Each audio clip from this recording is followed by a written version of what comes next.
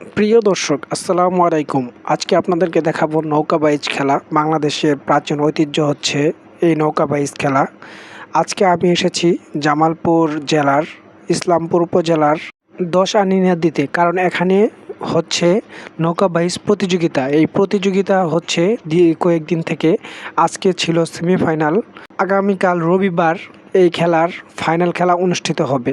এই খেলাটি মূলত ২ গ্রামের মধ্যে ফাইনাল খেলা অনুষ্ঠিত হবে। আপনারা যারা এই খেলাটি দেখতে চান তারা জামালপুর থেকে যদি আপনারা আসতে চান তাহলে ইসলামপুর হয়ে ঝগড়াচর বাজার থেকে আপনারা টানা ব্রিজ মোড়ে এসে এই খেলাটি দেখতে পারবেন। আর যারা শেরপুর হয়ে আসবেন তারা কিন্তু ঝগড়াচর বাজার হয়ে টানা ব্রিজ, সেখান থেকে আপনারা এই নদীতে এসে খেলা দেখতে পারবেন।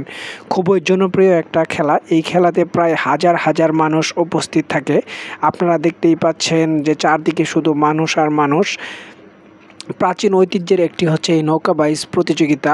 এটা প্রতি বছরেই এই নদীতে অনুষ্ঠিত হয়, এবারও অনুষ্ঠিত হচ্ছে।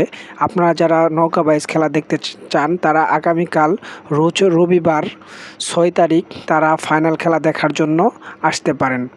অবশ্যই খুবই মজা হবে, কারণ এখানে হাজার হাজার মানুষ এই খেলাটি উপভোগ করে। আপনারা দেখতেই পাচ্ছেন নদীর চারপাশে কী পরিমাণ মানুষ। এই মানুষের ঘিরে এখানে উৎসব মুখর একটা পরিবেশ সৃষ্টি হয়।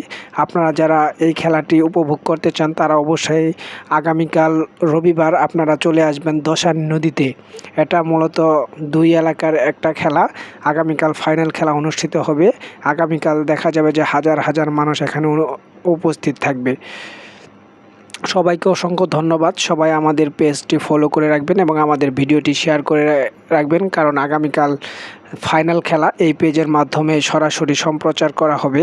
আপনারা দেখতে পাচ্ছেন যে এখানে অনেক উৎসব মুখর পরিবেশে অনেক ছেলেপেলেরা কীভাবে নদীতে তারা ঝাঁপিয়ে গোসল করছে। সত্যি খুবই অসাধারণ। সবাই ভিডিওটি শেয়ার করবেন। ধন্যবাদ সবাইকে। আল্লাহ হাফেজ।